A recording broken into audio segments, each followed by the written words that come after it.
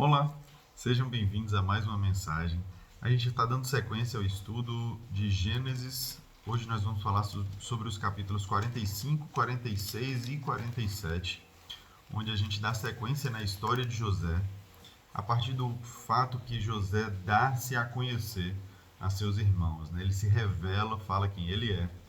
E nessa série Trindade, a gente segue estudando três níveis da palavra, né? Três níveis de interpretação: o literal, o pessoal e o espiritual. São níveis gradativos, né? Onde a gente vai aprofundando para aprender mais a palavra de Deus. Então, a partir do capítulo 45, o que vai acontecer?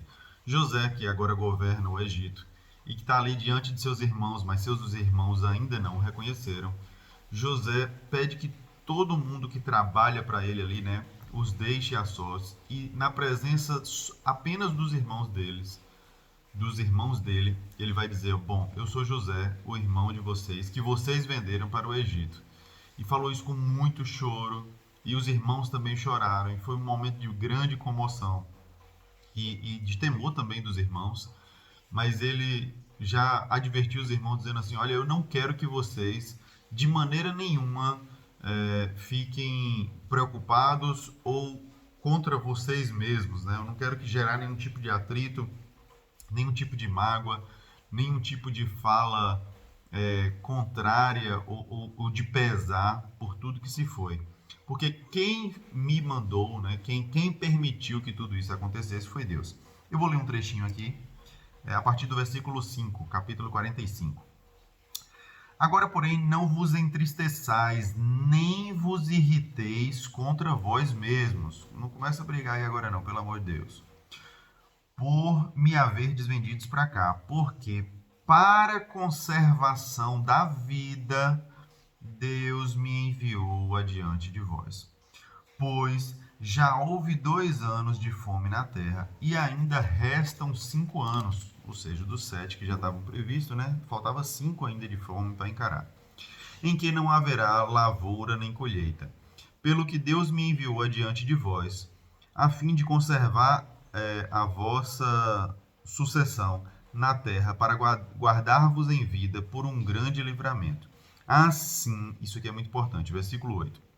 Assim, não foste vós que me enviastes para cá, senão Deus, que me tem posto por pai de Faraó.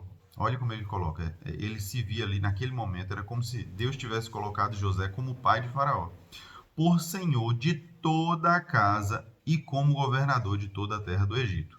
Apressai-vos, subir a meu pai e tal. Então ele chega para os irmãos e fala assim: olha, eu quero que vocês entendam que tudo isso que aconteceu, o que essa fala de José deixa muito claro aqui? Que apesar desse jogo que ele fez, de não se revelar, de mandar um prendendo o outro, de fazer uma certa chantagem de que se um não viesse, não liberava o outro e tal, apesar desses conflitos que ele teve ali, essa fala de José deixa muito claro o quanto ele está tratado sobre essa situação. Por quê? José discerne, ele tem muita clareza sobre, ao dizer que se não fosse a vontade de Deus de ter mandado ele para lá, mesmo que vendido, mesmo que humilhado, mesmo que começando como escravo e até sendo presidiário, se Deus não fizesse dessa forma, eles morreriam de fome. Então, é como se Deus permitisse que José passasse por alguns desertos, digamos assim, por algumas aflições, por algumas lutas, para que então ele fosse colocado num lugar de honra, e nesse lugar de honra ele pudesse resgatar toda a casa. E José aqui tem gratidão por isso. Então, olha, nem comece, nem se irrite, não aborreça, não perca a cabeça por isso, porque foi Deus que me colocou aqui adiante de vós, para que fosse conservada a vida. Então, foi bom que Deus fez isso. No fim das contas, foi bom. E não foi sobre vocês. Quem fez isso foi Deus. Porque vocês jamais poderiam imaginar que eu estaria aqui. Mas Deus sempre soube. Percebe? E aqui eu posso dar uma breve pausa para dizer o seguinte. Relembrar, na verdade, eu já gravei alguns vídeos aqui sobre isso, onde eu digo que, na verdade, tudo só existe em 2 caminhos. Ou é o plano perfeito de Deus, ou é a permissão de Deus. Não existe absolutamente nada que acontece no universo, no governo, na Terra, no mundo, na vida de ninguém. Nada que não seja o plano perfeito de Deus ou a permissão de Deus. Aí algumas pessoas entram num conflito terrível sobre predestinação e livre-arbítrio. Aí tem uma guerra, tem linhas teológicas que vão dizer que tudo está predestinado sim, e a Bíblia pode provar. E aí pega 1000 versículos que falam sobre predestinação. Outros falam, não, isso é um absurdo, não faz sentido, senão não haveria livre-arbítrio, o livre-arbítrio também está aqui, eu vou provar pela Bíblia. Ele acha 1000 versículos e também prova pela Bíblia. O fato é que existe sim a predestinação e existe sim o livre-arbítrio. Porém, a predestinação não é uma sentença. Quando Deus predestina algo, ele não obriga que façamos aquilo. Mas aquilo que foi predestinado, aquele destino que foi previamente programado, é o plano perfeito de Deus. Se nós quisermos viver uma vida de excelência, nós devemos buscar aquilo que Deus predestinou para nós. Contudo, eu tenho liberdade para viver de outras formas. Só que essas outras formas que eu vou viver não quer dizer que eu não tenha cuidado e favor de Deus. Porque ele me ama tanto que quando ele me vê saindo da rota perfeita, ele vai me permitir fazer escolhas diferentes da que ele planejou, mas nessas escolhas ele tem uma participação, ele tem uma orientação, ele coloca limites em meu favor. Não quer dizer que ele me obriga a viver o plano perfeito, mas ele me orienta mesmo quando eu saio do plano perfeito, ainda que eu tenha liberdade para me manter fora dele. Então, o que a gente conhece e sabe muito sobre a Bíblia é que mais do que a predestinação e mais do que o livre-arbítrio, existe a presciência de Deus. Deus é um Deus onipotente, ou seja, tem todo o poder, onipresente, ou seja, está em todo lugar, e onisciente, sabe de todas as coisas. Só que Deus não sabe de todas as coisas hoje, ele sabe de todas as coisas da eternidade, para frente e para trás. Isso está para além do entendimento humano, então, por mais que eu passasse horas aqui explicando, não ia surtir muito efeito. A gente tem que pedir a Deus discernimento para compreender com o Espírito isso, porque a carne e a alma não abre para isso. Só o Espírito para discernir. O que é onisciência? É saber tudo, absolutamente tudo, sobre todas as coisas do tempo inteiro. Então, ele já sabe qual é o plano perfeito que ele traçou para mim e sabe as infinitas possibilidades que podem dar errado pela minha escolha. Contudo, em todas essas possibilidades, ele vai estar ali me amparando, me assessorando de alguma forma. Eu vou usar uma breve figura para que vocês possam entender basicamente como seria esse controle paterno. É tipo assim, eu falo para o meu filho, filho, o meu plano perfeito é que você ande na calçada.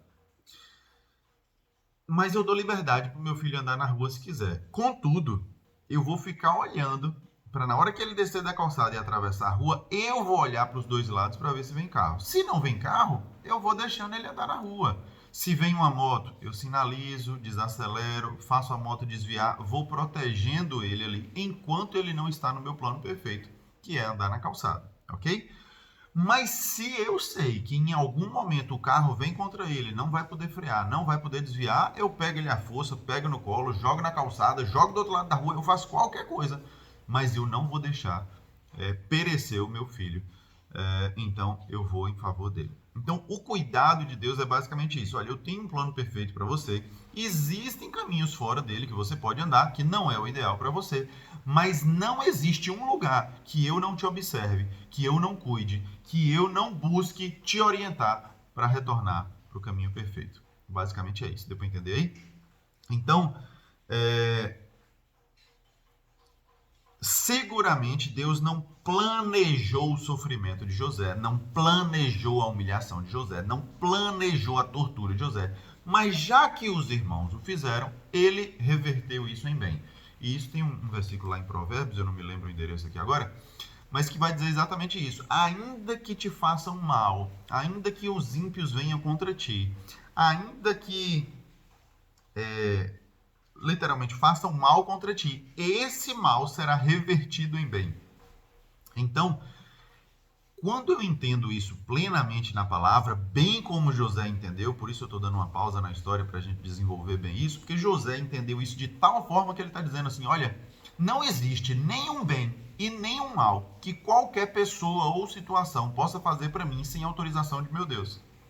Então, das duas, uma, ou Deus planejou aquilo, e eu falo, obrigado Deus, eu quero viver isso, ou Deus permitiu aquilo, ou seja, Deus deu legalidade, Deus deu autorização, Deus liberou o alvará, Deus assinou um documento. Deus falou, olha, não é isso que eu planejei, mas eu vou permitir que aconteça dessa forma. Então, se passou pelo aval de Deus, quem sou eu para dizer, fulano de tal, absurdo, como é que faz isso comigo? Situação tal, injustiça. Não, Deus permitiu, então eu vou resolver com Deus. Deus planejou, então eu tenho que resolver com Deus. Então eu paro de criar inimizades quando eu tenho o entendimento que ou Deus planejou ou Deus permitiu aquilo, certo? E aqui, quando Deus planeja ou quando Deus permite, é sempre em nosso favor. Tem uma frase muito bacana, se eu não me engano, de Timothy Keller, que eu conheço há bastante tempo, mas recentemente eu coloquei até como capa desse canal, que vai dizer exatamente isso. Deus não nos dá exatamente o que a gente pede, mas Ele nos dá o que a gente pediria se soubesse o que Ele sabe. Esse texto mostra exatamente isso. Se José soubesse que um dia teria tal fome na terra, que eles pereceriam, ele e toda a família, e o pai, os irmãos, e todo mundo morreria. Mas se Deus dissesse, meu filho, se você deixar as coisas serem conduzidas de um jeito que você não imagina, mas eu vou te botar para governo do Egito, você topa? Com certeza, Deus. Então José até pediria para Deus, Deus, deixa eu sofrer, deixa eu ser escravo, deixa eu ser presidiário, o que for. Mas se um dia eu vou estar no governo, Senhor, e vai ser em favor de meu povo, eu topo. Então Deus nos dá aquilo que pediríamos se soubéssemos o que Ele sabe. Ok? Então acontece isso. E José vai abraçar os irmãos, vai dar presente para os irmãos, sempre mais para Benjamim, porque todos os irmãos são meio sangue, né? Mas Benjamim é de pai e de mãe. Então tem um amor a mais, é o irmão caçula dele, aquela coisa toda. Então tem um mimo, tem um dinheiro a mais, tem roupas a mais, e dá muitas vestes e dá presente e fala, corre para ir buscar meu pai. Só que quando Faraó sabe dessa coisa toda, Faraó é como se abraçasse José. Faraó tem uma admiração muito grande por José, pelo governador que ele é, pelo cara íntegro que ele é, pelo homem de Deus que ele é até. E Faraó vai dizer o seguinte, olha, leve carros, leva mantimento para trazer seu povo em segurança, para trazer o gado, para trazer o que tem. Nem preocupe tanto com as posses, porque vocês vão ter tudo de melhor aqui no Egito. Mas traga tudo que puder e traga com conforto, traga com segurança, leva aqui tudo que vocês precisarem para a viagem, né? Mantimento, carruagem e pessoas para ajudar no trato ali, na condução dos animais, enfim. Então Faraó dá todo esse amparo para que José vá buscar a família dele, os irmãos e o pai. E aí vai mostrar, né, que essa notícia chega para Jacó. Jacó nem acredita, né, no primeiro momento, mas depois que vê toda aquela carruagem, toda aquela coisa do Egito e tal, ele se alegra e fala, não, vou ao encontro do meu filho então, nem sabia que José estava vivo, agora que eu sei, é motivo de muita alegria. E aí eles se levantam e vão em direção ao Egito. E aqui vai falar sobre a descendência de Jacó.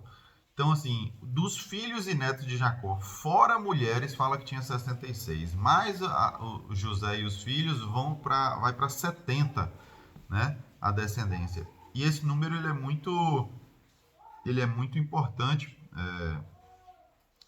Na verdade, tem dois números aqui que eu jogo muito importante, tá?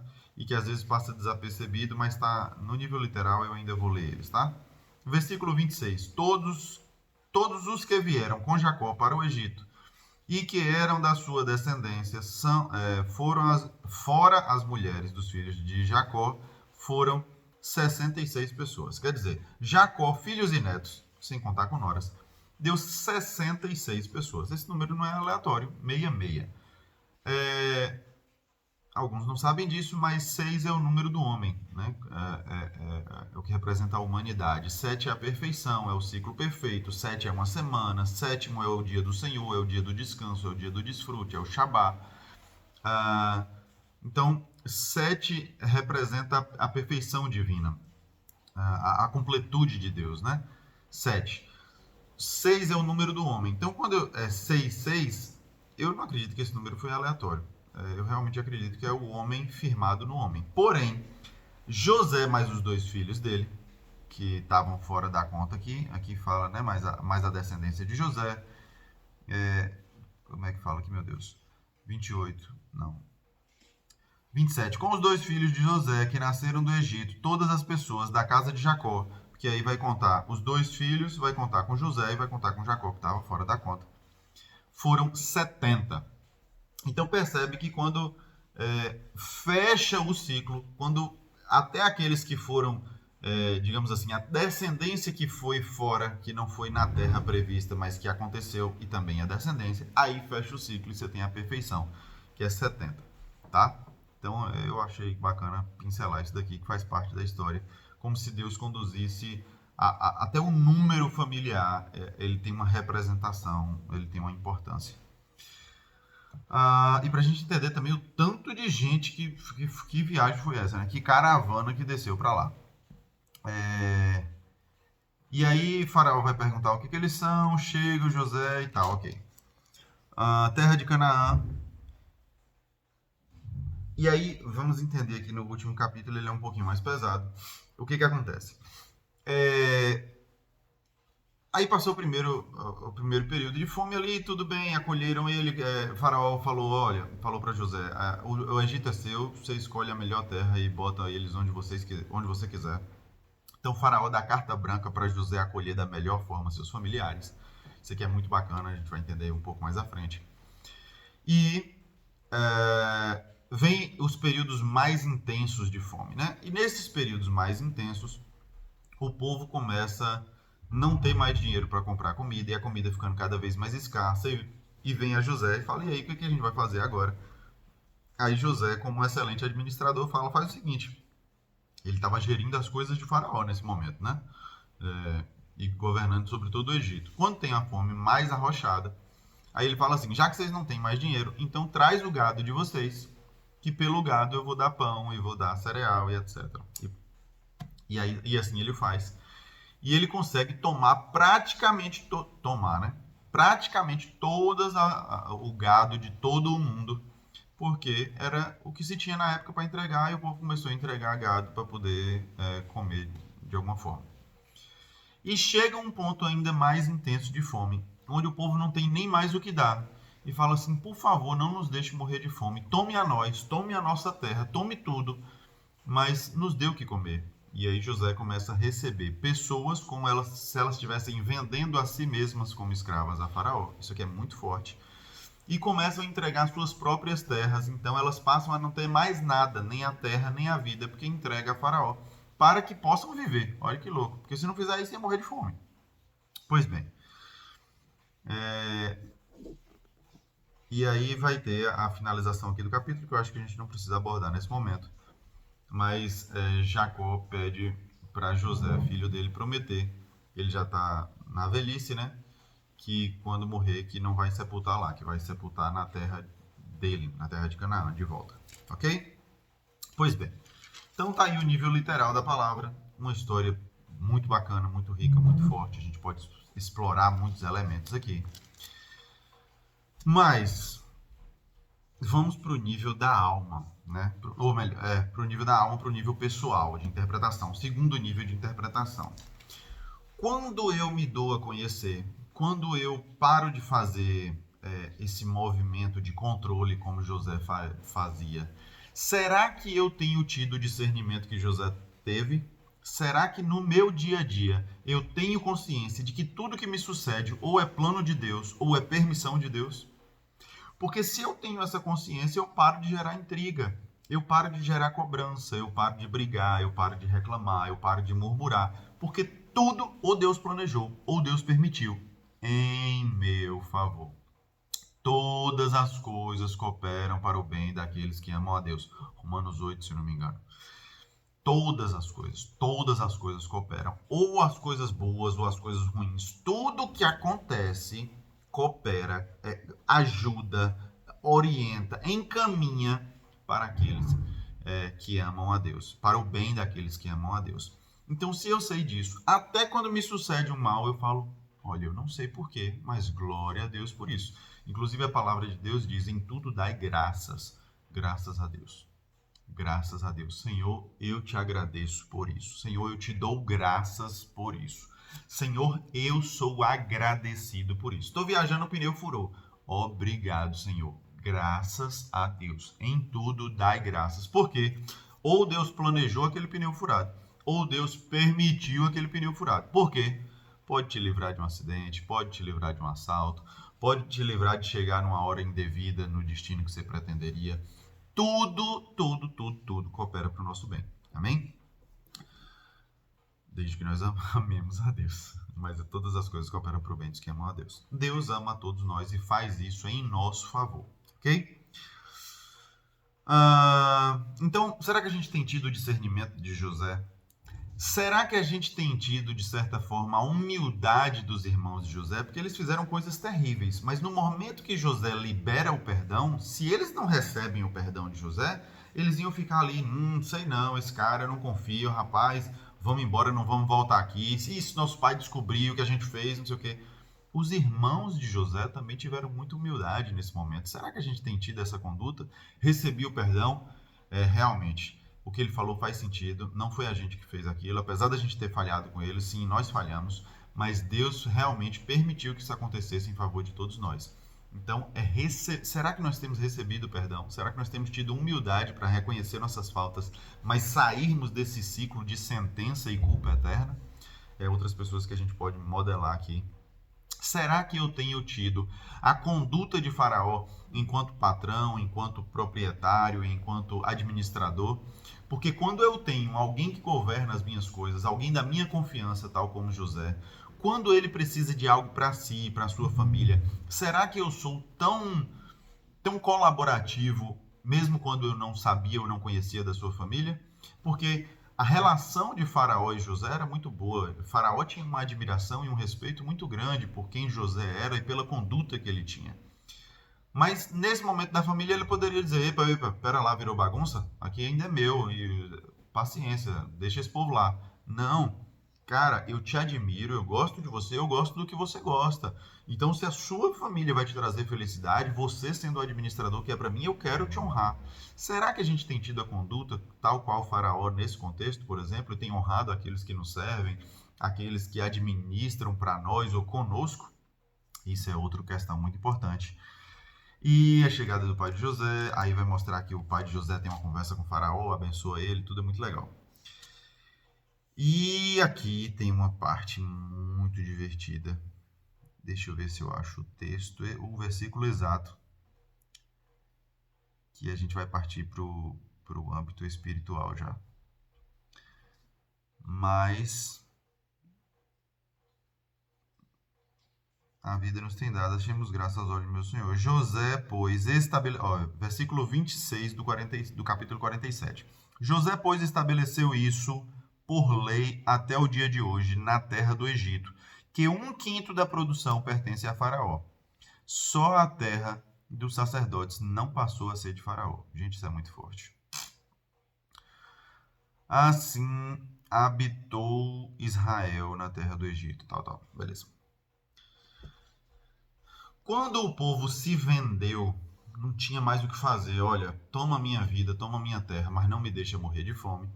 José recebe e fala, beleza, a sua terra, que não é mais sua agora, ela pertence a Faraó. Já que você está habitando e produzindo nela, 1/5 da produção vai para Faraó. Então aqui é como se fosse um imposto, né? Já que você está morando numa terra que não é sua, é o aluguel, é o que quer que seja aqui.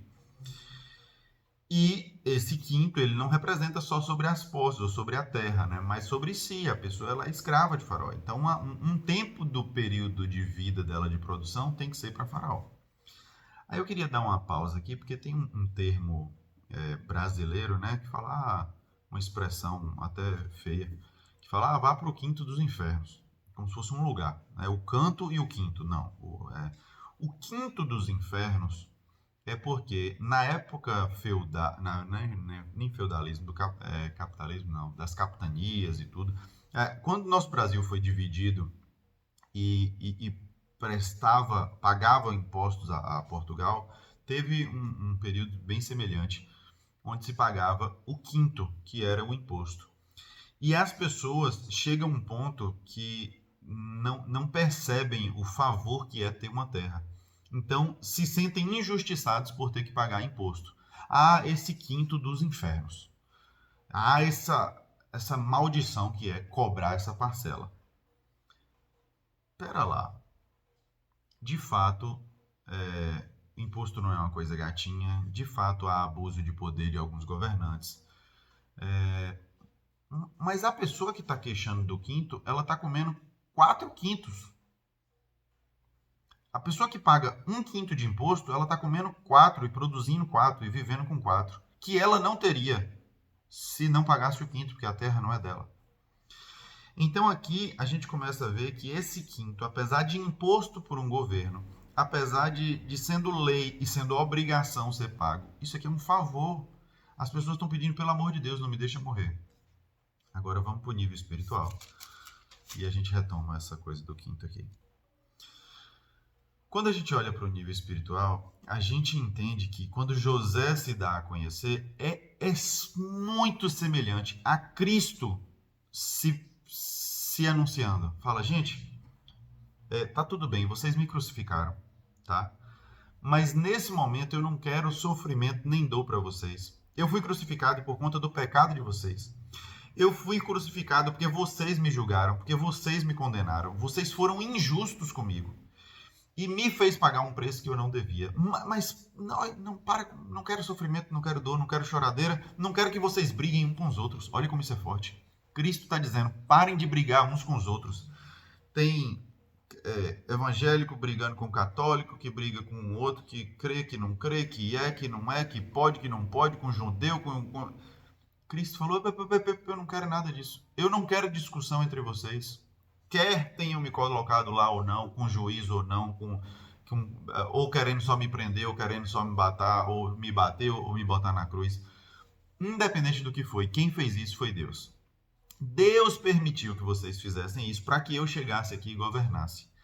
Cristo, ele passa pela morte para chegar no corpo glorificado e ter acesso ao céu onde ele intercede por nós. Olha que forte isso, meu Deus.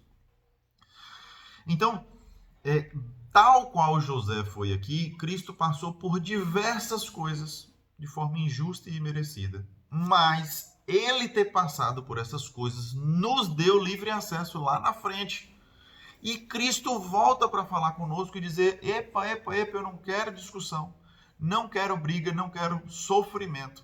Eu quero dizer que tudo que vocês fizeram contra mim foi o Senhor que planejou, porque o Senhor queria me trazer para cá, nesse lugar, nessa hora, em favor de vocês, em favor de toda a terra. No nível espiritual, José está aqui representando Cristo. Muito cuidado com o que eu vou falar, é muita sabedoria. Nesse trecho da história, no nível espiritual de interpretação, José representa Cristo e Faraó representa Deus. O Egito aqui, misericórdia, o Egito é tudo que não presta, Egito é referência de riqueza terrena e Faraó é símbolo de Satanás. Mas nesse contexto, nesse trecho da história, Faraó se porta como Deus. Por quê? Faraó é a divindade do Egito. E agora, José governa o Egito com liberdade total que Faraó concedeu. Quem deu poder ao filho? O pai. Então Deus dá poder a Cristo, tal qual nesse contexto Faraó deu todo o poder e governo a Cristo, que prepara a casa para os seus. Lá no Novo Testamento tem vários textos que fazem menção a isso, onde Cristo vai dizer, estou preparando, vou preparar-vos lugar. Ou seja, não vou construir, não vou fazer, eu vou preparar, o lugar já está pronto. Aqui na terra do Egito, para receber vocês. Aqui no céu, a terra toda não está em fome, não tem nada. Mas aqui, nesse lugar de abundância, na casa de meu pai, tal qual José, enquanto governante, falando na terra de Faraó. Aqui na terra de Faraó, aqui na terra do Egito, aqui na terra da fartura, onde não tem fome, não tem sofrimento aqui, fome é para outro lugar, aqui tem abundância ainda. Eu vou preparar o melhor para vocês, eu vou ajeitar. E mostra Faraó dizendo para José, pode pegar o que você quiser, pega o melhor para eles. E Deus fala para Cristo: pode pegar o melhor para ele, separa o lugar que você quiser, meu filho, porque quem manda aqui é você, o governo aqui é seu. Então, Cristo vai à frente de nós e prepara no lugar tal qual José fez para sua família, tá? Aí, quando a gente chega nessa questão aqui do quinto, a gente vai entender duas linhas, dois extremos espirituais no mesmo contexto. Eu peço que quem estiver assistindo isso tenha muita prudência e, se possível, não divida a atenção, pelo menos na parte da interpretação espiritual, para não parecer blasfêmia nem loucura minha aqui, e nem invenção, e não pegar uma coisa fora de contexto e dizer que eu estou distorcendo a Bíblia. No nível espiritual, o que acontece? Quando essas pessoas se vendem por fome, é um contexto literal que aconteceu de fato. As pessoas falaram assim: não nos deixe morrer de fome, pegue nossa terra, me pegue como escravo, mas me dê comida, pelo amor de Deus. Que é melhor eu escravo vivo do que eu livre morto. Eu te dou minha vida, eu te dou minhas terras, mas me dê comida, por favor. Aí José acolhe eles dessa forma. E justo, porque ele podia pegar as terras e expulsar o povo, mas não, ele acolhe e recebe e cuida desse povo, mediante o que foi ofertado e o que eles podiam ofertar, infelizmente, na época. Ou felizmente, que seja. Quando a gente olha para esse contexto literal, a gente vê que é do interesse do povo que a vida seja conservada, porque a vida é mais preciosa do que qualquer outra coisa. Aí a gente pode ver duas linhas aqui interpretativas, seja para o bem ou pela via do bem ou do mal. Quando as pessoas entregam suas vidas para Cristo, para Deus, elas estão dizendo assim: olha, Deus, eu quero tanto a salvação que eu abro mão de viver para mim. Eu quero viver para Cristo. Eu quero viver para José. Eu quero viver para Faraó. Deus, eu abro mão de tudo que eu tenho porque eu já me dei conta de que tudo isso é perecível. Então eu entrego o Senhor. Em troca eu só quero a salvação. Só me deixa viver, por favor. Deu para entender uma linha interpretativa aqui, espiritual? Contudo, há uma outra perversa e triste. Aqui foi por fome, por sobrevivência, mas tem gente que tem essa conduta não por fome, mas pelas ambições. Olha, eu quero tanto esse celular, eu quero tanto esse cargo na empresa, eu quero tanto esse carro que eu vendo minha alma, lá ele, o outro lá eu não. Mas tem gente que fala isso, eu vendo a minha alma. E tem gente que faz isso vendendo a sua alma para o diabo. Tem pessoas que fazem pactos espirituais em troca de objeto. E isso não é falácia, isso não é história em quadrinhos, isso não é fábula, isso é vida real. Tem gente que faz votos satânicos em troca de fama. Então, esse mesmo contexto acontece no nível espiritual. A pessoa fala: pega minha vida, pega minha terra, pega minha alma, mas me dá o que eu quero. O detalhe é que a diferença está entre o desejo ou a necessidade, porque essas pessoas precisavam comer. Ou elas se vendiam ou estavam mortas. Contudo, o desejo não é assim. Ou eu tenho dinheiro para comprar aquilo que eu desejo, ou eu não compro. Porque é um desejo, não é uma necessidade, não é uma obrigação. Eu não vou morrer se eu não tiver isso, ok? Mas tem gente banalizando aquilo que Deus pagou um alto preço através da vida de Cristo, do sacrifício do seu único filho. As pessoas banalizam o que tem, que são as próprias vidas, a saúde, a salvação. As pessoas entregam para Satanás em troca do que ele quer. Isso nem sempre é feito de forma consciente. Nem sempre a pessoa vai num centro, num terreiro, num contexto que faça esse tipo de negociação. Nem sempre a pessoa vai e fala: eu vendo minha alma nitidamente. Mas às vezes a pessoa se sufoca tanto de trabalho, ou às vezes as pessoas se sujeitam a tal nível de exposição, de prostituição física e às vezes da alma. Às vezes a pessoa se permite contextos tão chulos e depravados para poder conseguir algum dinheiro, se permitem ser corruptas, que essas pessoas, de forma inconsciente e figurativa, o que elas estão fazendo? Vendendo as suas almas. Elas estão dizendo assim, ainda que eu não passe tempo com a família, ainda que eu não tenha tempo de qualidade, ainda que eu não ore, ainda que eu não me relacione com Deus, eu vou trabalhar até ter o dinheiro que eu quero, até ter o cargo que eu quero, até... Essas pessoas estão vendendo as suas vidas. Essas pessoas estão entregando suas terras e tudo que elas têm para comer o manjar que elas querem. Não é por sobrevivência que as pessoas fazem isso. A maioria das vezes fazem por ganância.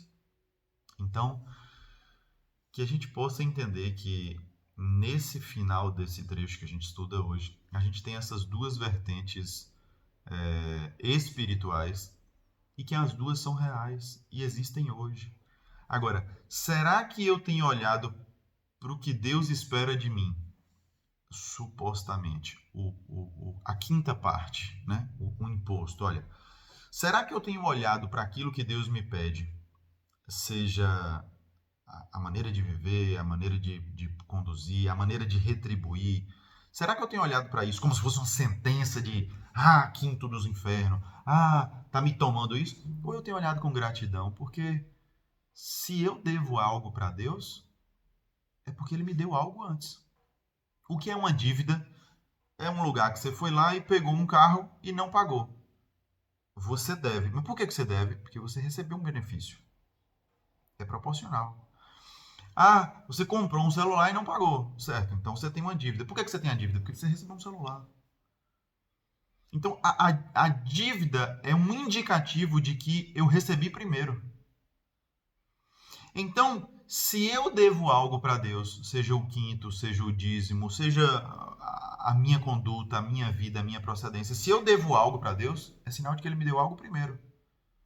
Será que eu tenho agido como murmurador do que eu devo para Deus? Ou como agradecido pelo que Deus já me deu? Porque para cada quinto que eu devo para Deus, Ele me deu 4 partes de 5, 80%. Para cada dízimo que eu entrego para Deus, em gratidão, porque se eu for entrar em dízimo aqui vai ficar muito longo, mas é importante. Para toda vez que eu dou o dízimo para Deus, para toda vez que eu dou as primícias do que eu produzo, do que eu recebo, do meu lucro, eu estou ficando com 90%. Aí tem gente que fala, eu perdi 10. Não, você não perdeu 10 não, negão. Você teve acesso a 10 que você nunca teria se não fosse o favor de Deus. Então, quando eu tiro a 10ª parte, eu só estou dizendo assim, Deus, eu reconheço. Deus, eu tenho consciência que esse dinheiro só está na minha mão hoje porque o Senhor quis. Ou o Senhor planejou, ou o Senhor permitiu. Senão esse dinheiro não estava na minha mão. E reconhecendo que eu jamais teria acesso nem à vida, nem à saúde, nem à juventude, nem o entendimento. Eu nem saberia contar se o Senhor não quisesse. Eu só sei o valor que esse dinheiro tem porque o Senhor me permite ter consciência, ter discernimento. Então eu estou dando essa 10ª parte, Senhor. De tudo que eu ganho aqui, o primeiro dízimo eu tiro e já entrego ao Senhor, porque antes de tocar nesse dinheiro, eu estou dizendo, Senhor, eu reconheço a origem. Eu sei de onde ele veio. Essas pessoas que estavam para morrer, seguramente, se elas tiverem um mínimo de consciência, de nitidez mental, elas entregavam esse quinto feliz da vida. Porque, gente, eu ia morrer, mas ele aceitou minha vida e minha terra em troca de comida. Agora eu estou vivendo. Que bom, que privilégio que é poder pagar o quinto. Será que a gente tem sido grato às coisas que Deus nos pede? Será que toda vez que eu trabalho para Deus, que eu pago o dízimo, que eu entrego o quinto, que eu vivo, será que eu ter que levantar, eu ter que servir, eu ter que gravar uma mensagem dessa, não é obrigatório, Deus não me exige isso, mas Deus me direciona, Deus gosta disso. Deus gosta que a palavra seja estudada. Muito antes de eu abrir minha boca diante de uma câmera, eu tive um tempo só com Ele. Deus se alegra disso. Será que eu tenho feito isso com pesar ou com a mesma alegria? Deus, obrigado pelo privilégio de estar em Tua presença. Deus, obrigado pelo privilégio de ter acesso à Tua palavra. Tem gente que morre para acessar uma Bíblia. Literalmente, morre, porque esse livro é proibido em muito lugar, em muitas nações. Tem gente que é assassinado pela ânsia e pelo desejo de ler uma página dessa. Eu tenho esse livro à minha disposição. Deus, obrigado por isso. Será que eu tenho vivido com essa gratidão? Oh, meu Deus, vou ter que gravar de novo. Ixi, hoje eu tenho que ler alguma coisa, porque senão Qual a lógica disso? Se eu entendo o favor de Deus, se eu entendo o amor dele, se eu entendo o cuidado dele, se eu entendo a provisão dele, tudo é com alegria. A alegria do Senhor é a nossa força. Que a alegria do Senhor seja a nossa força. Que nós sejamos cheios de entendimento de que temos motivos para nos alegrar todos os dias, mesmo com conflito, mesmo com dores, mesmo com medos. Sempre temos mais motivos para alegria, porque não teríamos nada do que temos e não seria nada do que somos se não fosse o favor de Deus. Compartilhe essa mensagem, comente, curta, leve adiante. Não necessariamente o vídeo, mas aprenda o conteúdo. Fala sobre isso, fala no seu trabalho, fala onde você estuda, fala na sua família, fala no meio dos parentes. Olha o Natal chegando aí. Senta lá, troca uma ideia, mostra como a Bíblia é top, bota o povo para ler esse negócio aqui, pelo amor de Deus. Riquíssimo, tá bom? Obrigado para quem assistiu até aqui. 40 minutos de vídeo. Gente, eu prometo que eu queria falar menos. De coração eu não queria abusar desse tanto. Mas é um privilégio e aprove ao Senhor que eu falasse tudo isso. E foi de coração e é do coração de Deus. Para cada um de nossos corações essa palavra abençoada. Deus abençoe o seu dia. Até a próxima, em breve.